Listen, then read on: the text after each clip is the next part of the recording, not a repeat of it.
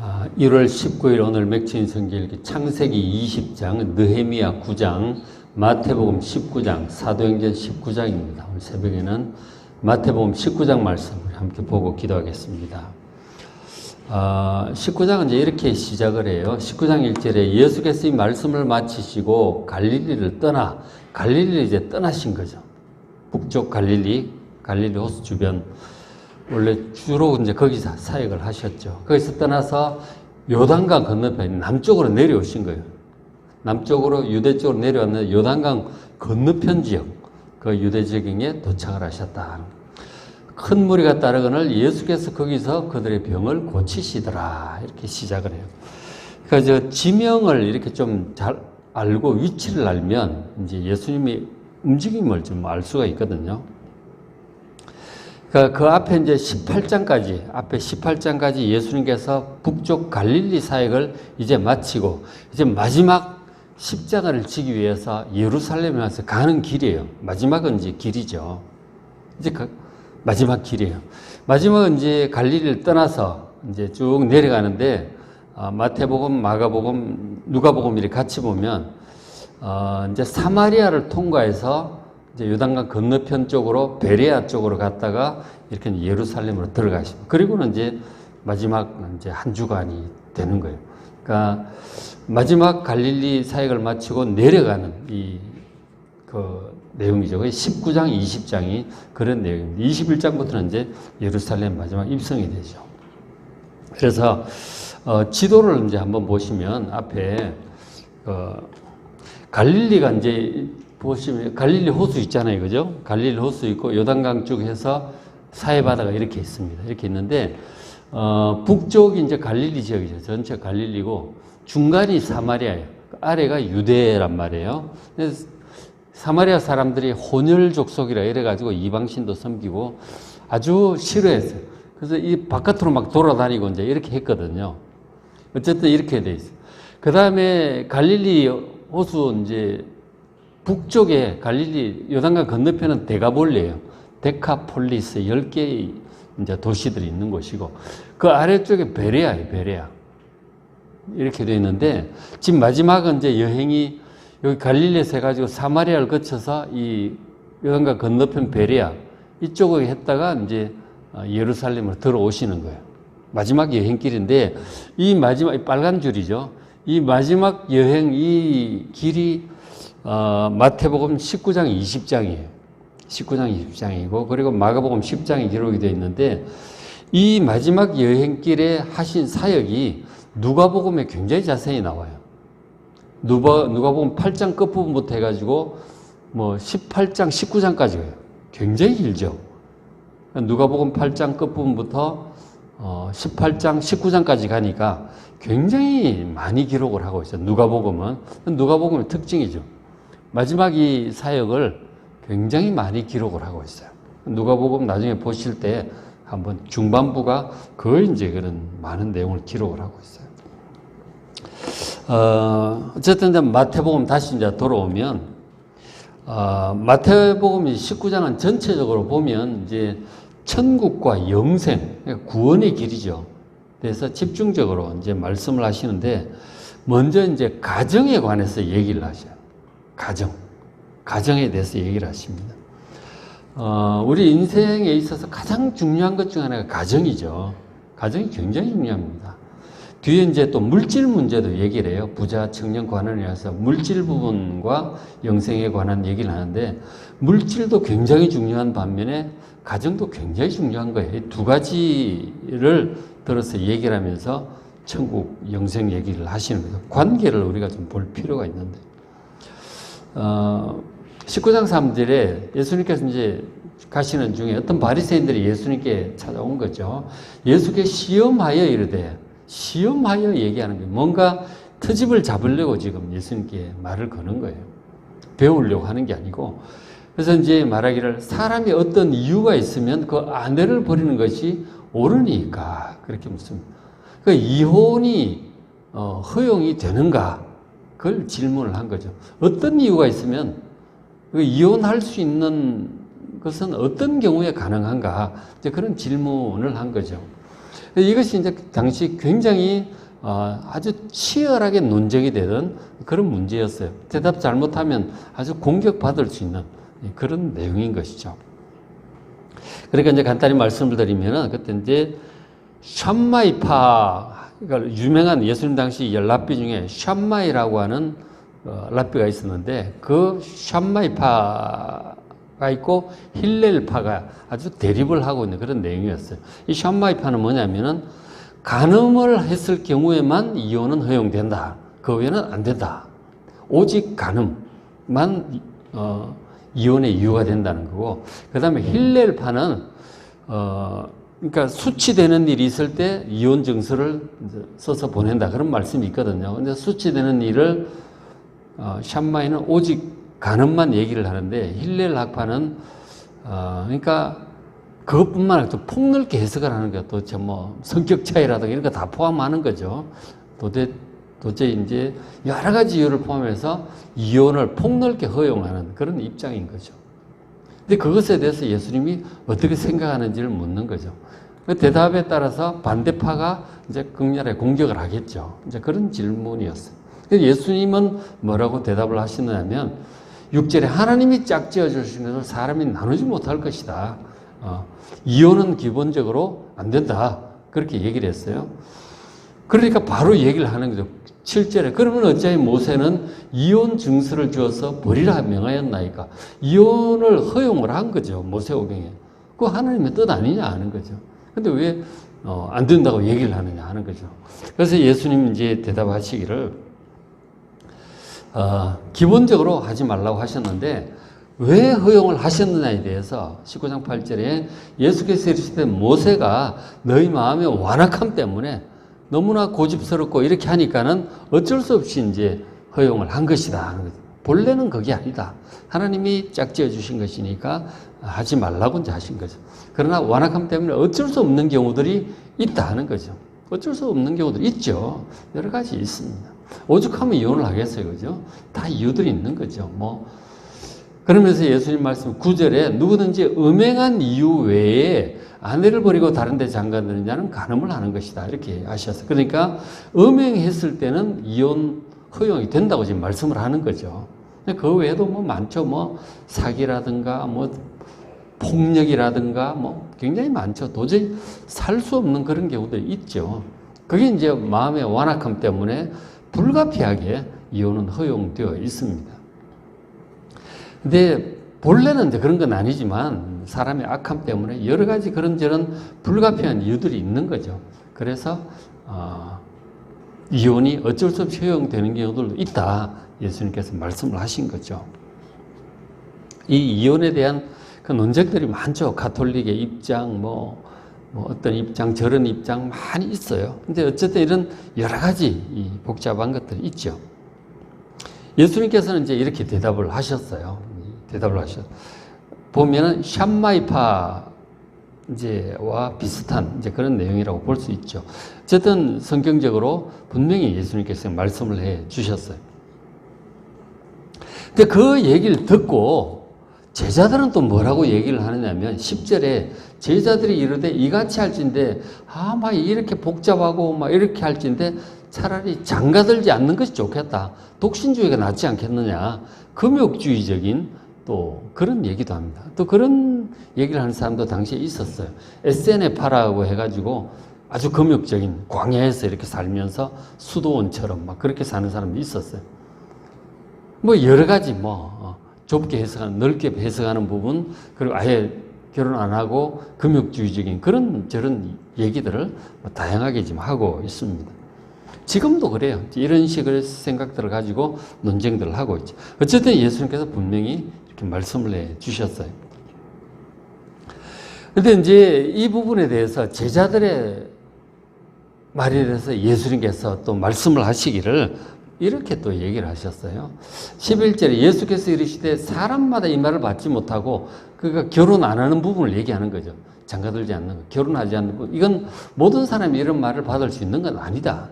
오직 타고난 자라야 될 것이다. 무슨 뜻이냐면 12절에 어머니의 태로부터 된 고자도 있고, 그러니까 아예 결혼할 수 없는 뭐 성적인 이런 이제 기능이 안 되는 사람이 있는 거죠.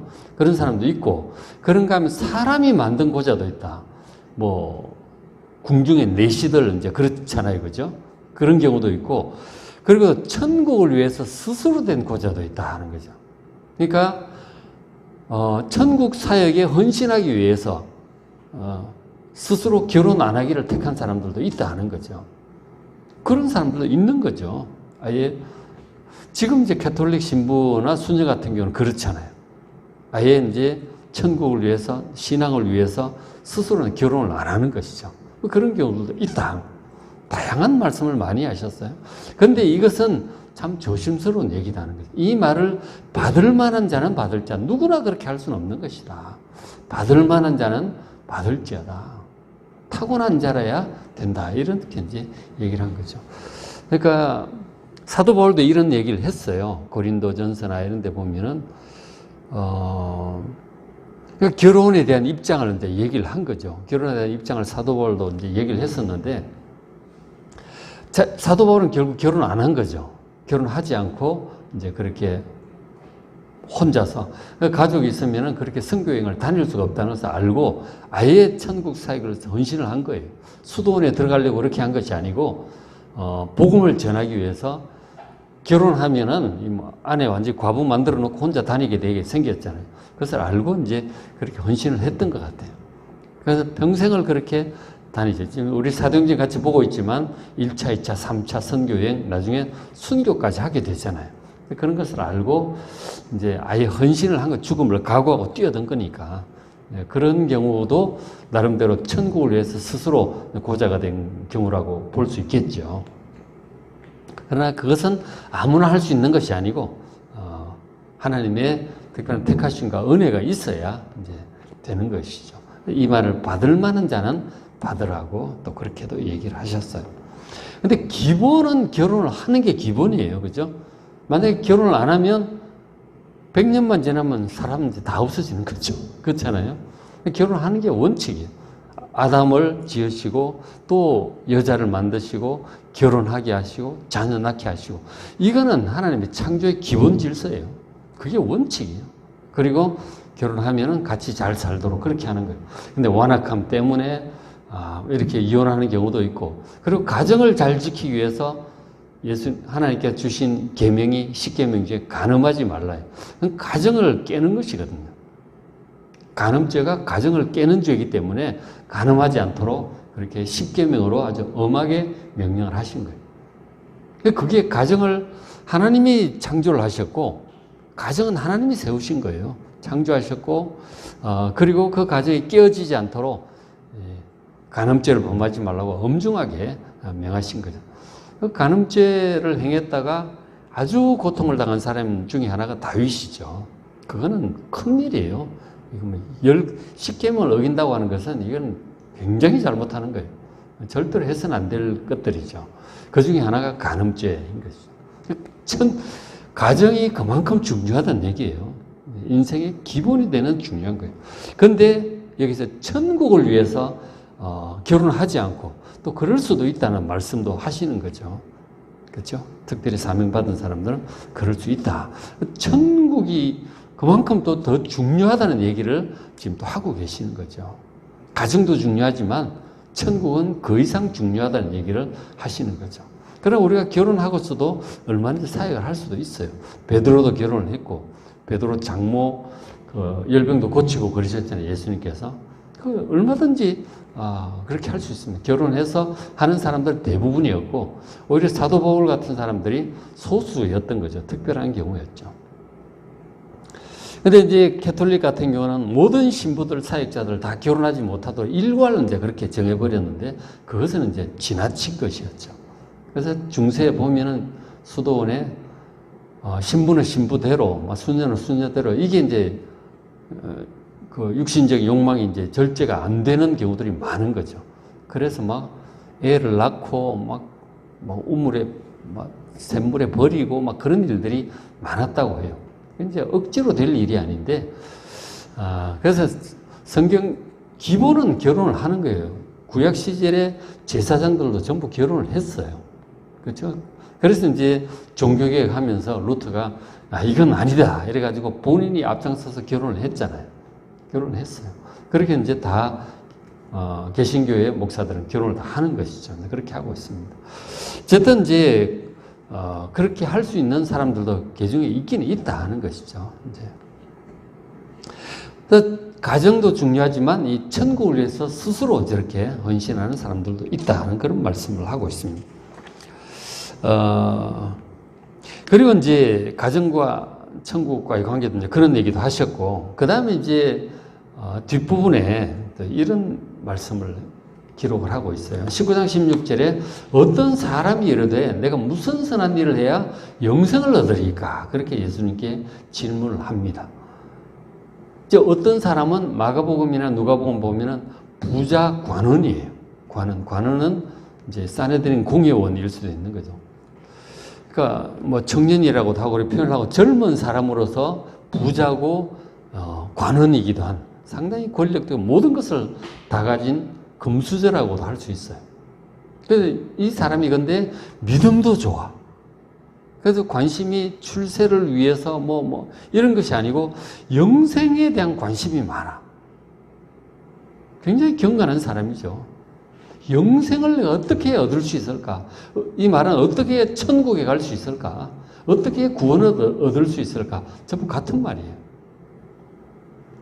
그래서 이제 그런 것을 예수님께 이제 나와 질문을 한 거죠. 그 예수님 대답이 16절부터 20절 그 사이에 계명들을 지키라 말씀을 하셨어요. 이 계명은 10계명을 얘기를 하셨어요. 간음을 하지 말고 살인하지 말고 그리고 이웃을 사랑하라 그런 이제 말씀을 하셨죠. 근데 이것에 대해서는 이 사람이 잘 지켰다고 대답을 해요.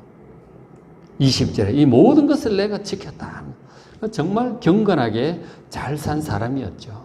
근데 아직도 무엇이 부족합니까? 이거면 됩니까? 이렇게 물어보신 거죠. 그 예수님께서 이 십계명 얘기를 할 때 그 십계명 앞부분은 하나님 사랑, 1계명부터 4계명이고 뒷부분 5에서 10계명 뒷부분은 이웃 사랑이야. 부모 공경, 간음하지 말고 도적질, 살인하지 않고 이런 내용들이거든요. 이웃 사랑에 대해서 먼저 말씀을 하셨어요. 잘한다고 얘기를 한 거죠. 그랬더니 예수님께서 앞부분 하나님 사랑에 관해서 얘기를 하세요. 하나님 외에 다른 것들을 신으로 섬기지 말라는 의미에서 이 사람에게 물질이 이 사람의 우상이었던 거죠. 그래서 그 부분을 얘기를 하셨어요. 그래서 21절 예수께서 이르시되 네가 온전하고 잘진데 네 소유를 팔아 가난한 자들에게 주라. 그리하면 하늘에서 보화가 있을 것이다. 천국에서 보화가 있을 것이다. 천국도 들어가고 영생도 얻고 그리고 상급을 보화를 받을 것이다. 그렇게 얘기를 하셨어요. 그 예수님 천국 영생에 대한 확실한 믿음을 가지고 받아들였더라면 그렇게 했겠죠. 그리고는 와서 예수님을 따르라. 이 말은 예수님의 제자가 되라고 하는 거죠. 영광스러운 말씀이죠. 베드로, 요한, 야고보처럼 예수님의 제자가 될 기회가 주어진 거예요. 천국을 위해서 영생을 얻고 이렇게 할 수 있는 기회가 주어졌던 것이죠. 그런데 이 사람은 영생 얻고 싶은 마음이 있었지만 그러나 영생보다 천국보다 물질이 더 중요했어요. 참 쉽지 않은 말씀이죠. 그러나 이 사람 속에 물질 때문에 영생을 포기하더라도 천국을 포기하더라도 물질을 포기할 수는 없었던 거죠. 하나님 사랑에 관한 부분이 이게 이제 안 되는 거예요. 그 속에 물질 우상이 자리를 잡고 있었던 것이죠. 결국 영생과 천국을 포기하고 돌아가고 말았어요. 참 안타까운 일이죠. 쉽지 않은 일이지만 이건 엄연한 현실입니다. 천국을 위해서 영생을 위해서 우리가 포기를 해야 되는 일들이 생길 수 있어요. 선택의 기로에 있었을 때 과연 어느 쪽에 선택을 해야 될 기로가 오면 선택을 해야 되는 것이죠. 그러니까 하나님을 제대로 섬기는 데 있어서 이 물질이 지금 분명히 확실한 장애가 되고 있었어요. 지금 이제 19장은 이제 뭐냐면 부자 청년에 관한 얘기라든가 이 자세한 내용은 누가복음 19장 19장 한번 찾아서 한번 들어보시면 좋을 것 같아요. 지금 제가 간단히 언급을 하고 지나갔는데 누가복음 19장인가요? 누가복음 18장이네요. 18장 강의를 한번 찾아서 한번 들어보시면 이 천국 영생 구원에 관해서 좀 더 자세히 말씀을 하고 있어요. 오늘은 이제 좀 간략하게 이제 지나가는데 어쨌든 이 누가복음 19장은 마태복음 19장은 영생이 천국이 물질보다 중요하고 가정보다 중요하다는 얘기를 지금 말씀하시는 거예요. 마태복음 19장이 천국은 영생은 물질보다 더 중요하고 그리고 가정보다 더 중요하다는 지금 말씀을 하시는 거라고요. 천국보다 영생보다 중요한 건 세상에 없어요. 물질 가정뿐만 아니고 이렇게까지 말씀을 하셨어요. 주님 그 뒷부분에 19장 29절에 또 내 이름을 위해서 그 마가복음 보면은 내 이름과 복음을 위해서 한마디로 천국과 영생을 위해서 집을 혹은 점토를 버릴 수도 있다는 거죠. 그죠? 그리고 형제나 자매, 부모, 자식, 가족들을 버릴 수도 있다는 거예요. 선택의 기로가 왔을 때 그런 자마다 여러 배를 다시 돌려받고 또 영생을 상속할 것이다 하는 거죠. 영생을 상속하기 위해서 가족이나 가정이나 물질을 버려야 될 수도 있습니다. 순교를 왜 했겠어요? 신앙이야, 목숨이야, 택하라 이렇게 되면 나는 죽을지언정 예수님을 부인할 수 없습니다. 예수님을 버릴 수 없습니다. 그게 순교잖아요. 스데반도 그래서 돌에 맞아 죽고 야고보 사도도 결국 헤로데에게 죽잖아요. 순교라고 하는 것은 내가 죽을지언정 이 천국과 영생을 포기할 수 없다는 거 아니에요. 그게 순교의 신앙이에요. 가족을 버릴 수도 있는 상황이 되면 그렇게 되는 거죠.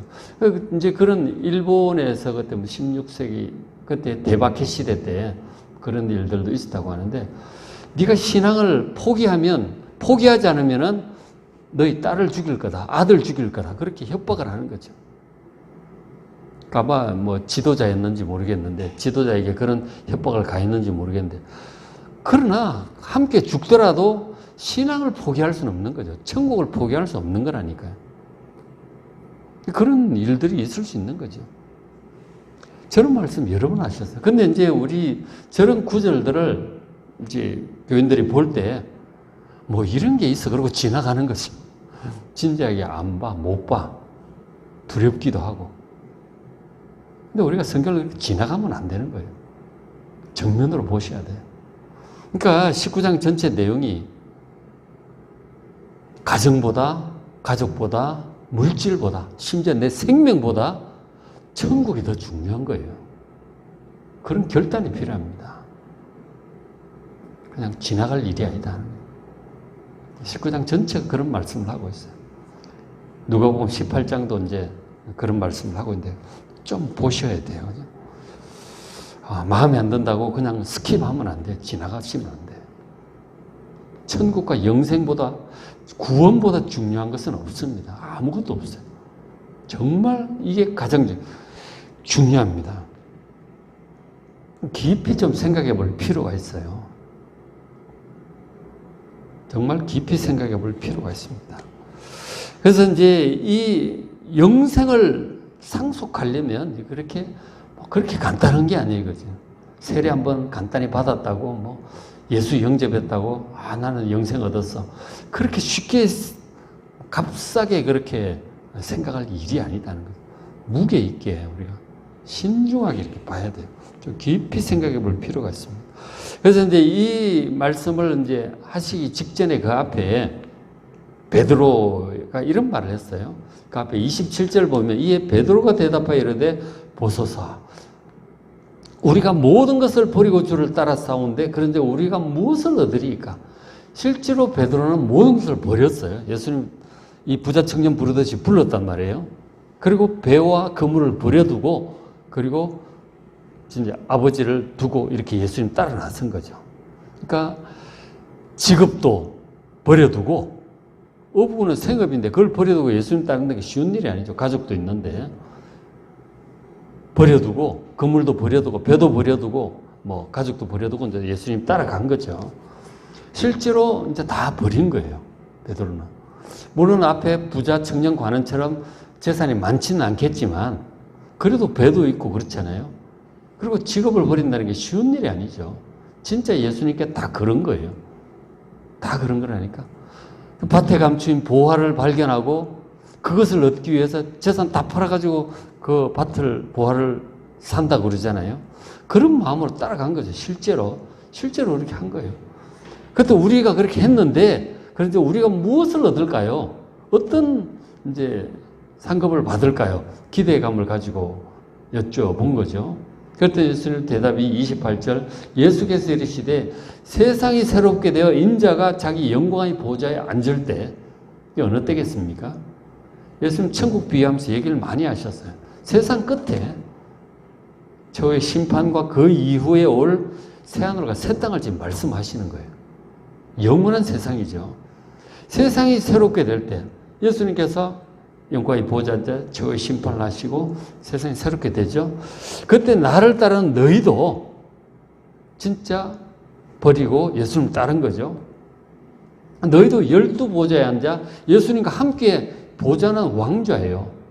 같이 왕으로 다스리게 될 거라는 거죠. 보좌에 앉아 이스라엘 12지파를, 모든 하나님의 백성들을 너희들도 나와 같이 다스리고 심판하게 될 것이다. 그렇게 말씀한 거예요. 엄청난 상급을 말씀을 하셨죠. 그죠? 그리고 바로 이제 이어서 하신 말씀이 이 말씀인 거예요. 그죠? 또 내 이름을 위해서, 예수님의 이름과 복음을 위해서 집, 형제, 자매, 부모, 자식, 전토, 재산과 가족 이런 것들을 버린 자마다 여러 배를 돌려받을 것이다. 마가복음 보면은 핍박을 겸하여 받고 그렇게 말씀하셨어요. 그리고 또 영생을 상속할 것이다. 영생을 상속한다는 것이 그렇게 간단한 일이 아니에요. 그렇게 쉬운 일이 아니다 하는 거죠. 좀 무게 있게 생각을 하셔야 돼요. 무게 있게. 그렇죠? 그렇다고 해서 모두 재산 다 팔고 뭐 가족 버리고 전부 산속에 수도원에 들어간다든가 모두 목사가 되라든가 그런 뜻은 아니죠. 그죠? 중심을 지금 얘기를 하시는 거예요. 중심을 지금 얘기를 하시는 거예요. 그러니까 우리의 가정보다, 재산보다, 내 생명보다 이 구원이 더 중요하다고 하는 그게 필요한 거예요. 필요하면, 상황이 되어서 주님께서 명하시면 포기할 수도 있는 그런 마음을 가져야 되는 거예요. 순교의 각오, 순교 신앙이 있어야 되는 거예요. 순교, 목숨을 버릴 각오를 한다면 이 천국을 위해서, 신앙을 위해서 뭔들 상황이 되면은 내려놓을 수 있어야 되는 거예요. 그런 각오가 필요하다고 말씀을 하세요. 그것은 천국보다, 목숨보다, 영생보다, 어떤 것보다 이 구원, 천국, 영생이 훨씬 중요하다 하는 것을 지금 말씀을 하고 있는 것이죠. 그래서 우리가 신앙생활 할 때 이 영생과 천국, 이 구원을 1순위로 놔야 되는 거예요.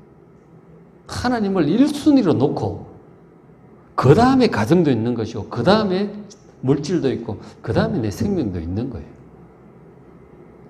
이런 것보다 더 높아져 있다. 하나님보다, 구원보다, 영생보다 더 중요한 것이 있다. 그건 우상이 되는 거예요. 우상이 된다니까, 그게. 거기서 넘어져요. 그래서 어떤 것도 하나님보다 앞서 있을 수는 없어요. 천국, 이 땅에 우리가 건강도 중요하고, 가정의 화목한 행복도 중요하고, 물질도 중요하고, 다 중요한데, 이 구원보다, 영생과 천국보다 중요할 수는 없어요. 깊이 묵상해 보셔야 됩니다. 그래서 정말 하나님 중심, 이 천국 중심으로 살아가는 우리가 될 수 있도록 기도하는 이 새벽 되시길 바랍니다. 오늘 맺힌 성경읽기 창세기 20장, 느헤미야 9장, 마태복음 19장, 사도행전 19장 말씀 잘 보시고 은혜 많이 받으시기 바랍니다.